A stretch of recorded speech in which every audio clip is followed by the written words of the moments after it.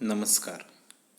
मी प्राध्यापक Santosh Mengal, Abasaheb Marathi arts and new commerce science college, Rajapur, जिल्हा रत्नागिरी, वाणिज्य विभाग.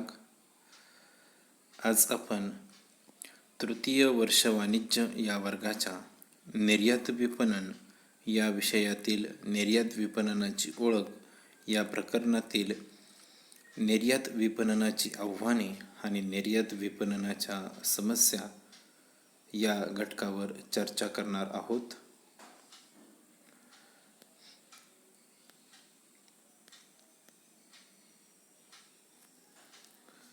प्रथमतः निर्यात विपणनाची आव्हाने या घटकावर आपण चर्चा करणार आहोत.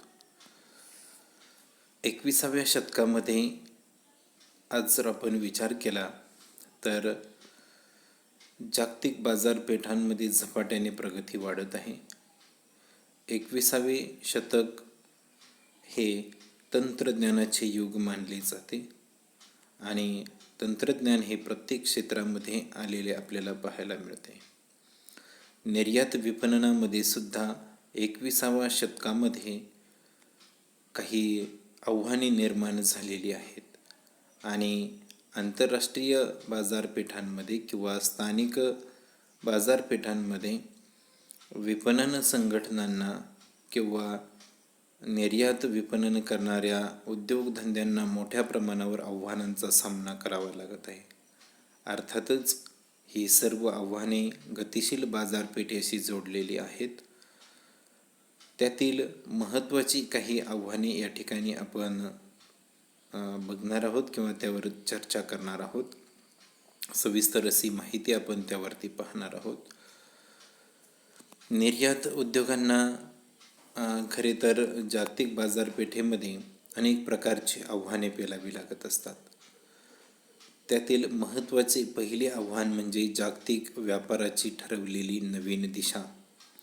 आजपर्यंत जर आपण विचार केला तर भारतासारख्या देशाचा व्यापार जो आहे तो देशातील काही लिमिटेड देशांबरोबर मर्यादित होता किंवा काही विशिष्ट देशांशीच फक्त भारत व्यापार करत होता.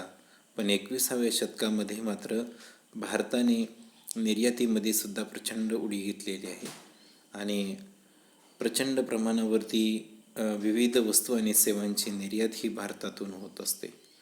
1990चे वित्तीय धोके, त्याचबरोबर 1997-98चे आर्थिक संकट, आशियाचे आर्थिक संकट जे 1997-98मध्ये आले होते ते आर्थिक संकट, मेक्सिकोचे आर्थिक संकट, त्याचप्रमाणे 2007-08चा जर आपण विचार केला तर अमेरिकेचे आर्थिक संकट, या सर्वांमुळे जगातील विविध देशांच्या अर्थव्यवस्था ढवळून निघाल्या.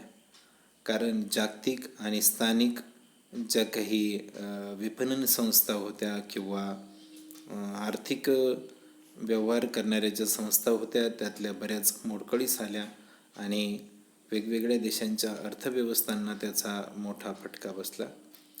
त्यामध्ये भरीसभर म्हणून जर आपण विचार केला तर 2011चा युरोझोनचा कालावधी, त्यामध्ये जागतिक अर्थव्यवस्था मंदीत सापडल्या आणि हाच एक मोठा भाग या ठिकाणी आपल्याला पाहायला मिळतो.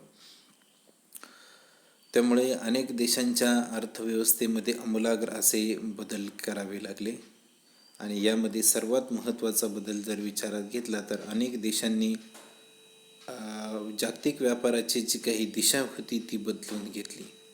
भारतामध्ये सुद्धा ठरवलेली जी काही नवीन दिशा असेल ती अतिशय प्रमुख भूमिका बजावते.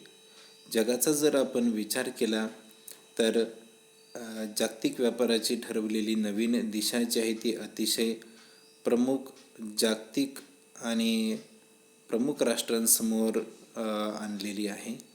त्यामध्ये व्यवसाय धोरणासंबंधीचे सर्वात आपले लक्ष देशीय व्यापारावर केंद्रीय करावे लागणार आहे आणि एक अतिरिक्त व्यापार आणि राष्ट्राच्या विकासासाठी जागतिक व्यापाराकडे पाहावे असा एक विचार यातून पुढे आला आणि या विचारसरणीमुळे विकसनशील देश एकत्र येऊन व्यापार करू लागले. परंतु विकसित देशांवरच अवलंबून असल्याने आर्थिक विकास मात्र पाहिजे तेवढा झाला नाही किंवा पुरेपूर झाला नाही. आर्थिक विकास मात्र कमी होऊ लागला. हे एक खूप मोठे आव्हान या ठिकाणी निर्यात विपणनासमोर तयार झालेले आहे. जी काही नवीन दिशा ठरलेल्या आहे त्या नवीन व्यापाराच्या दिशेला किंवा जागतिक व्यापाराच्या दिशेला तोंड देणे ही एक मोठे आव्हान या ठिकाणी आहे आणि ही दिशा जी आहे या दिशेने कार्य करावे लागणार आहे. त्यानंतर दुसरे महत्त्वाचे आव्हान म्हणजे नवीन महासत्तांचा उदय. 20व्या शतकामध्ये जर आपण विचार केला तर अमेरिका, जपान, युरोप यांचे आंतरराष्ट्रीय व्यापारावरती वर्चस्व होते आणि आंतरराष्ट्रीय व्यापारावर वर्चस्व असल्यामुळे त्या देशांनी आपली निर्यात मोठ्या प्रमाणावर केली होती आणि आपला आर्थिक विकास साधला होता आणि त्यातूनच त्या एक जागतिक महासत्ता म्हणून या देशांकडे पाहिले जात होते. परंतु आजचे युग हे 21व्या शतकाचे आहे आणि 21व्या शतकामध्ये चीन आणि भारत यांचे वर्चस्व या ठिकाणी जगामध्ये या ठिकाणी आपल्याला पाहायला मिळेल. या दोन महासत्ता 21व्या शतकामध्ये निर्माण होतील अशी आशा अनेकांना या ठिकाणी आहे. त्या दृष्टिकोनातून आपण या दोन देशांचा जर व्यापार आणि इतर गोष्टी जर आपण पाहिल्या किंवा आर्थिक विकास जर बघितला तर महासत्ता होण्याच्या दृष्टिकोनातून अनुकूल वातावरण या दोनही देशांमध्ये आहे. जागतिक बँकेच्या काही अहवालांनुसार 2030मध्ये चीनचा आर्थिक विकास जो आहे ज्याला आपण GDP असे म्हणतो हा जगाच्या 25% असेल, अमेरिकेचा 20% असेल आणि भारताचा त्या खालोखाल 13% इतका या ठिकाणी असेल आणि येत्या काही वर्षांमध्येच जागतिक आर्थिक सत्ता ही बरोबर चीनच्या हातामध्ये जाऊ शकते असा एक अंदाज या ठिकाणी तज्ज्ञांनी वर्तविलेला आहे. आणि नवीन महासत्तांचा उदय होणं ही सुद्धा निर्यात विपणनाच्या दृष्टिकोनातून एक महत्त्वाचं आव्हान त्या ठिकाणी आहे. कारण नवीन महासत्तांपैकी चीन जी आहे त्या चीन देशामध्ये यंत्रसामग्री त्याचबरोबर तंत्रज्ञान यांचा विकास मोठ्या प्रमाणावर झालेला आहे आणि त्या देशाच्या संकेतानुसारच त्या ठिकाणी बराचसा निर्यातीचा व्यापार त्या ठिकाणी चालू शकतो. इतर काही देश चीन या देशावर त्या ठिकाणी अवलंबून असलेले आपल्याला पाहायला मिळतात आणि नक्कीच नवीन महासत्तांचा उदय हा विकासाच्या स्पर्धेमध्ये भारत किंवा चीन या उत्पादकांच्या समोर कमीत कमी खर्चामध्ये गुणवत्तापूर्ण वस्तू त्या ठिकाणी देण्याचं मोठं आव्हान या ठिकाणी असणार आहे. त्यानंतर पुढील आव्हान म्हणजे नवीन जागतिक ग्राहकांच्या गरजा भागवणं. वस्तू हवे तिथे उपलब्ध असावी व यासारख्या अनेक अपेक्षा बदलल्याने त्याचा प्रभाव प्रत्यक्षता किंवा त्याचा परिणाम जो आहे तो आपल्याला विपणनावरती झालेला पाहायला मिळतो. ग्राहकांना ही एक संधी आहे.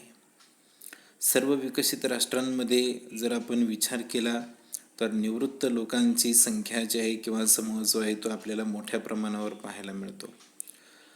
त्यांचं निवृत्तीचं वेतनसुद्धा खूप मोठे आहे आणि त्यामुळेच जास्त वेतन असल्यामुळे जास्त क्वालिटीच्या किंवा जास्त खर्चिक वस्तू त्यांना अपेक्षित आहे. पुढील काही दशकांमध्ये या निवृत्त लोकांची संख्या वाढणार आहे.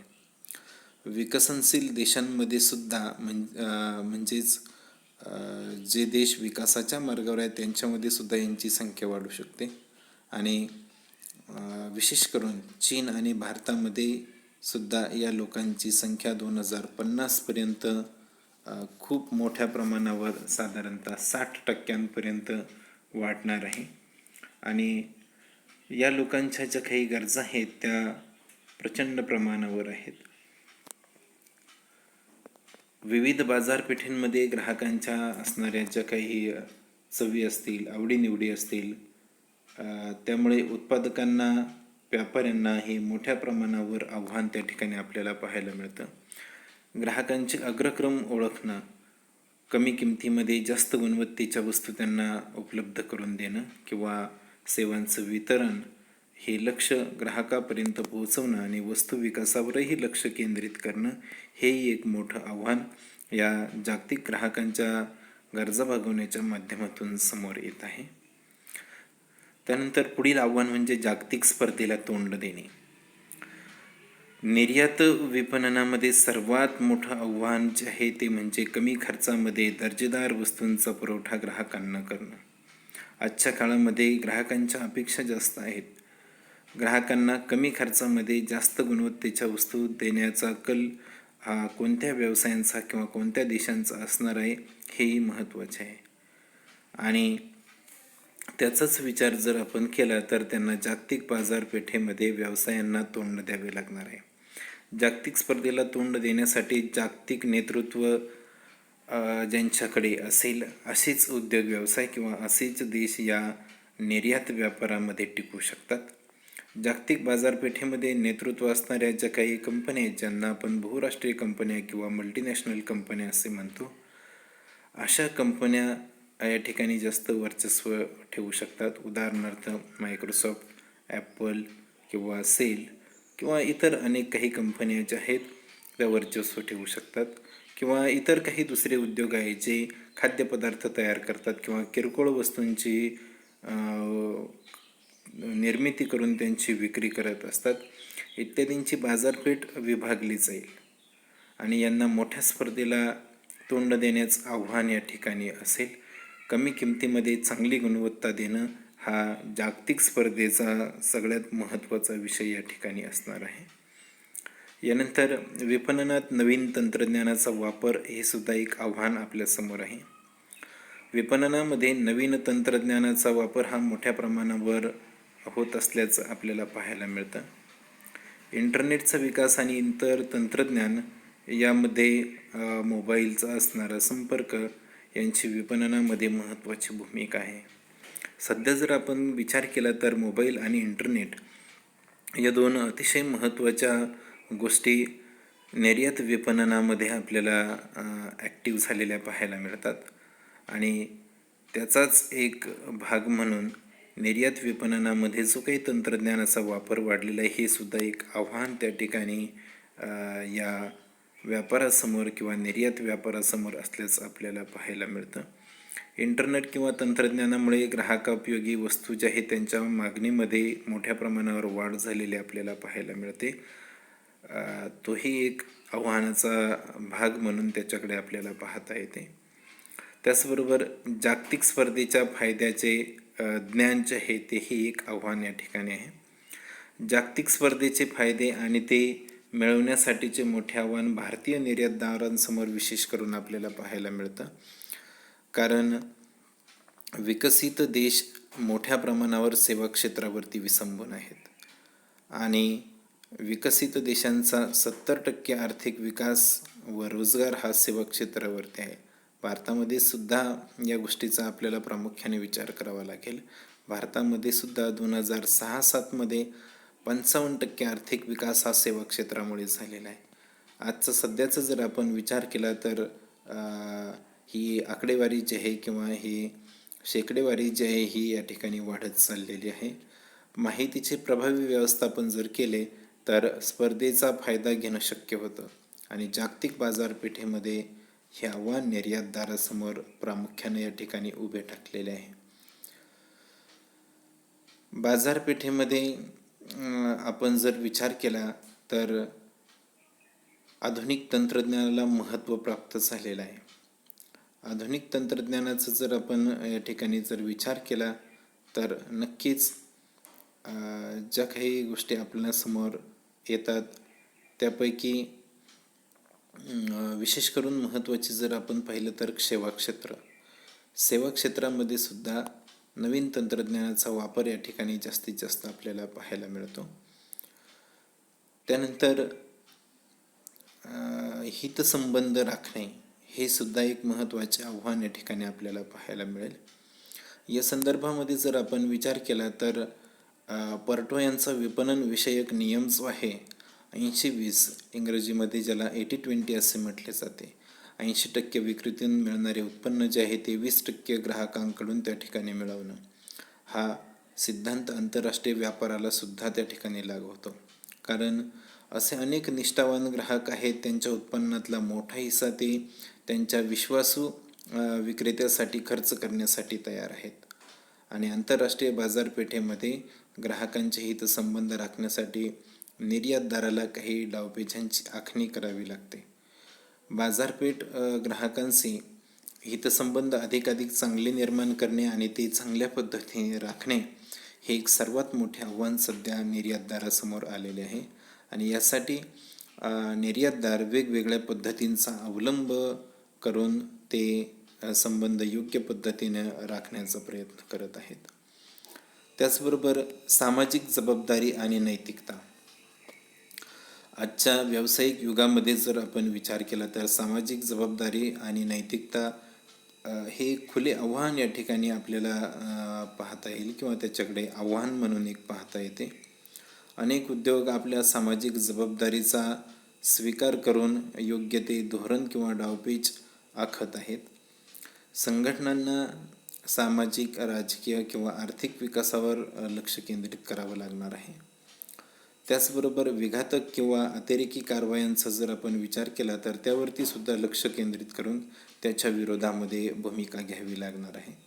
कारण अशा प्रवृत्ती समाजाचेच नुकसान करून थांबत नाहीत, तर मोठ्या प्रमाणावर उद्योग व्यवसायांचे सुद्धा नुकसान करत असतात. आणि 21व्या शतकामध्ये अशा प्रकारच्या ज्या काही प्रवृत्ती आहेत त्या बळावत आहेत. सर्वात मोठं आव्हान हे या ठिकाणी मानता येईल अशा प्रवृत्तींचा सामना करणं. म्हणजेच सामाजिक जबाबदारी आणि नैतिकतेची जाणीव ठेवून या इतरसुद्धा गोष्टींकडे आपण निर्यातदार म्हणून लक्ष देणं गरजेचं आहे. त्यानंतर उत्पन्नाचा वाढता खर्च हेही एक मोठं आव्हान या ठिकाणी आपल्याला पाहायला मिळतं. दिवसेंदिवस उत्पादनाचा खर्च वाढत आहे.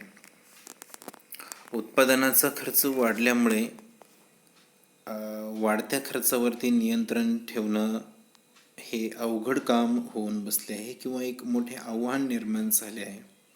उदाहरणार्थ चलनवाढीत होणाऱ्या सतत वाढीमुळे उत्पादनाच्या खर्चात वाढ होत आहे. त्यामुळे आयात केलेल्या यंत्रसामुग्री ज्या आहेत त्याच्या घसाऱ्यात सुद्धा वाढ होत आहे. आणि याचा विपरीत परिणाम हा देशाच्या आर्थिक व्यवस्थेवर जसा होतो तसाच निर्यातीच्या किमतीवरती सुद्धा त्या ठिकाणी त्याचा परिणाम होतो. आणि निर्यातीच्या किमती ज्या आहेत त्याच्या वाढत असतात. इतर विकसित राष्ट्रांच्या तुलनेचा जर आपण विचार केला तर भारताचा उत्पादन खर्च मोठ्या प्रमाणावर वाढतो. त्यामुळे भारतातील वस्तूंची किंमत जी आहे ती नेहमीच वाढीव असते आणि जागतिक स्पर्धेला तोंड देत असताना ही एक महत्त्वाची अडचण त्या ठिकाणी निर्माण होत असते. त्यामुळे उत्पन्नाचा वाढता खर्च जो आहे तो कसा नियंत्रणामध्ये राहील याविषयी सुद्धा निर्यातदारांना काळजी घ्यावी लागणार आहे.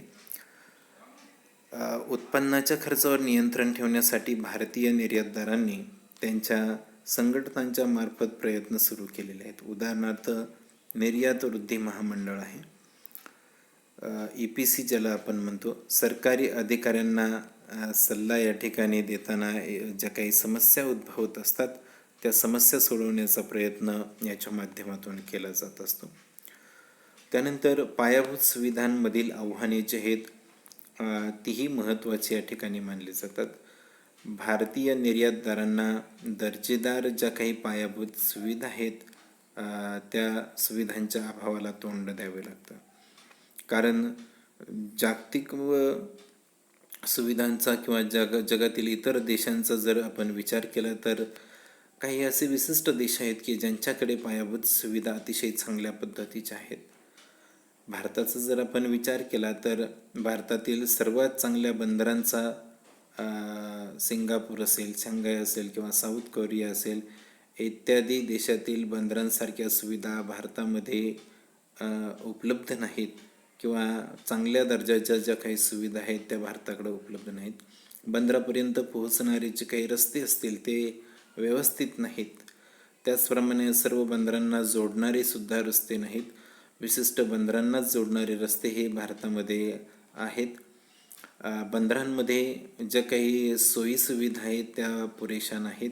त्यांचा नेहमीच अभाव या ठिकाणी असतो, किंवा माल हाताळण्यासाठी जी यंत्रसामग्री वापरली जाते ती पुरेशी नाही, त्यामध्ये नवीन तंत्रज्ञानाचा वापर झालेला पाहायला मिळत नाही, किंवा वेळेचा जास्तीत जास्त अपव्यय भारतामध्ये होत असतो.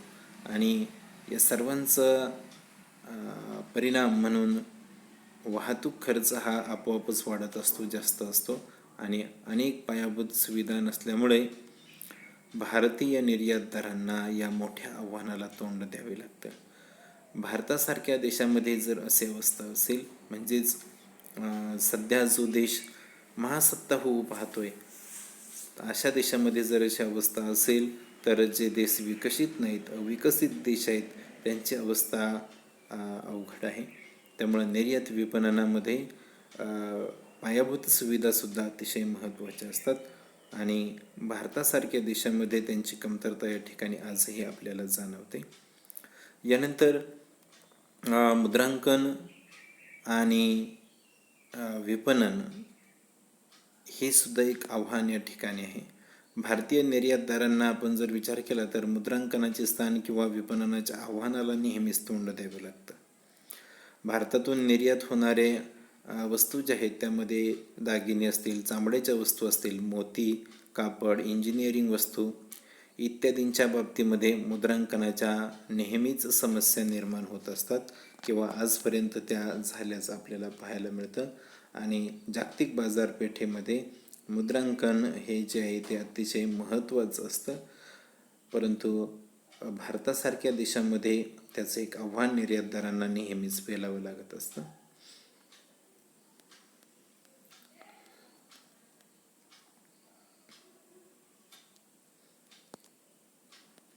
यानंतर निर्यात विपणनातील समस्या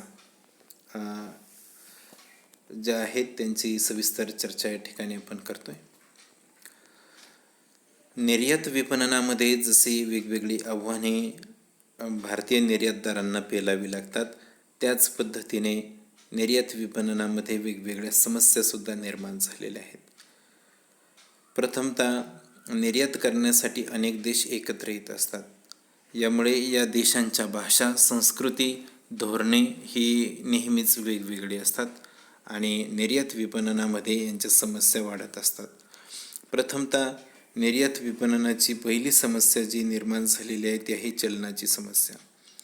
आंतरराष्ट्रीय बाजारामध्ये आयात निर्यातीचे पैसे देण्यासाठी विविध देशांना किंवा अनेक देशांना ही समस्या निर्माण होत असते, किंवा फार मोठ्या प्रमाणावर ही समस्या भासत असते. निर्यातदार आणि आयातदार हे दोघेही वेगवेगळ्या देशामध्ये राहत असल्यामुळे मालाची जी किंमत आहे ती त्या देशाच्या चलनामध्ये द्यावी लागते, आणि प्रत्येक देश यासाठी परकीय चलनावर अवलंबून राहत असल्यामुळे ही एक चलनाची प्रमुख समस्या निर्माण झालेली आहे. त्यानंतर वाहतुकीतील धोके. माल एका देशामधून दुसऱ्या देशामध्ये नेत असताना निर्यातीमध्ये त्यामध्ये काही धोके निर्माण होत असतात. दोन देशामध्ये अंतर हे जास्त असू शकतं, किंवा बऱ्याच वेळेला ते जास्त असतं, त्यामुळे प्रवासामध्ये मालाची नासधूस होत असते, किंवा नुकसान होऊ नये म्हणून चांगला वाहतूक कंपनीचा शोध यामध्ये अनेक समस्या त्या ठिकाणी निर्माण होत असतात. म्हणजेच वाहतुकीमध्ये चांगली वाहतूक सुविधा जर उपलब्ध नसेल तर निर्यात विपणनामध्ये समस्या निर्माण होत असतात. त्यानंतर व्यापारी गटांची समस्या. जे देश व्यापारी गटांचे सदस्य नाहीत, उदाहरणार्थ नाफ्टा, EU, ASEAN, अशा देशांना अनेक समस्यांना तोंड द्यावे लागते. आंतरराष्ट्रीय व्यापार हा व्यापारी गटाने चालत असतो. सभासद राष्ट्रांना मिळणाऱ्या सवलती बिगर सभासद राष्ट्रांना मिळत नाही. व्यापारी गटाचा अशा प्रकारे निर्यातीवरती काही परिणाम होत असतो. त्यानंतर संज्ञापनाची समस्या आहे. प्रत्येक देशामध्ये भाषा, संस्कृती, राष्ट्रीयत्व, रूढी, परंपरा, सामाजिक परिस्थिती याच्यामध्ये भिन्नता पाहायला मिळते, आणि त्यातून संज्ञापनाची जी काही समस्या आहे ती निर्माण होत असते. विविध साधनांचा उपयोग त्यासाठी करावा लागतो, आणि यामुळे संपर्क साधण्याची प्रक्रिया ही गुंतागुंतीची होते. त्याचबरोबर वेळेची समस्या आहे. दोन देशामध्ये अधिक अंतर असेल तर निर्यात ही दीर्घकालीन चालणारी प्रक्रिया आहे, त्यामुळे बऱ्याच वेळा जास्त अंतरामुळे माल हा वेळेवर पोहोचवला जात नाही आणि त्यामुळे विविध साधनांचा उपयोग त्यामध्ये सुद्धा आपल्याला करावा लागत असतो. वेळेच्या समस्येमुळे आर्थिक आणि विपणन विषयक समस्या निर्यातदारांसमोर नेहमीच उभ्या राहतात. त्यानंतर सरकारी नियंत्रणे. प्रत्येक देशाचे धोरण निर्यातीला अनुकूल तर आयातीला प्रतिकूल असते. एका देशाची आयात ही दुसऱ्या देशाची निर्यात असते. त्यामुळे निर्यातीवर अनेक नियंत्रणे त्या ठिकाणी येत असतात आणि ही नेहमीच समस्या या ठिकाणी आपल्याला पाहायला मिळते. कागदपत्रांच्या पूर्ततेची समस्या जर आपण विचारात घेतली तर मालाची निर्यात करण्यासाठी अनेक वेगवेगळ्या कागदपत्रांची पूर्तता करावी लागत असते. अशा प्रकारची कागदपत्र तयार करणे हे वेळखाऊ काम असते आणि त्यामुळे वेळेमध्ये निर्यात करता येत नाही. त्याचबरोबर जागतिक बाजारपेठेमध्ये असणारी स्पर्धा. जागतिकीकरणामुळे निर्यात आणि व्यापार हे स्पर्धावान झालेले आहेत. निर्यातदाराला विविध देशातील निर्यातदारांशी स्पर्धा करावी लागते आणि ही स्पर्धा किंमत, दर्जा आणि विक्रय वृद्धीचे तंत्र यावरती अवलंबून असते. एकाच वेळी वस्तूचा दर्जा आणि किंमत सांभाळणे हे निर्यातदाराच्या दृष्टिकोनातून अवघड काम झालेले आहे. त्यामुळे ही सुद्धा एक समस्या त्या ठिकाणी आहे. त्यानंतर व्यापारी अडथळे. व्यापारी अडथळ्यामध्ये जकाती नियंत्रणे आणि बिगर जकाती नियंत्रणे यांचा समावेश या ठिकाणी आपल्याला पाहायला मिळतो. प्रत्येक देश आयातीवर जास्त आयात कर लावून नियंत्रण ठेवणे हे बिगर जकाती काम करत असतो. बिगर जकाती नियंत्रणामध्ये परवाना, कोटा पद्धत, व्यापारी करार आणि व्यापारी गट इत्यादी बाबींवरून आयातीवर नियंत्रण ठेवले जात असते. त्यामुळे निर्यात व्यापारावर अनेक मर्यादा पडत असतात आणि ही एक समस्या यातून निर्माण होत असते. त्यानंतर इतर काही अडचणी आहेत. इतर समस्यांचा जर आपण विचार केला तर प्रचंड प्रमाणावर वाहतूक खर्च आहे. त्याचबरोबर राजकीय परिस्थिती असेल, देशांच्या व्यापारी प्रथा असतील, युद्धजन्य परिस्थिती असेल, आंतरराष्ट्रीय नियंत्रणं असतील, त्याचबरोबर काही नैसर्गिक धोके असतील, अशा एक ना अनेक इतर अडचणी या ठिकाणी निर्यात विपणनामध्ये समस्या बनून राहिलेल्या आहेत. या सत्रामध्ये आपण निर्यात विपणनातील आव्हाने आणि निर्यात विपणनातील समस्या या गोष्टीवरती सविस्तर चर्चा केलेली आहे. धन्यवाद.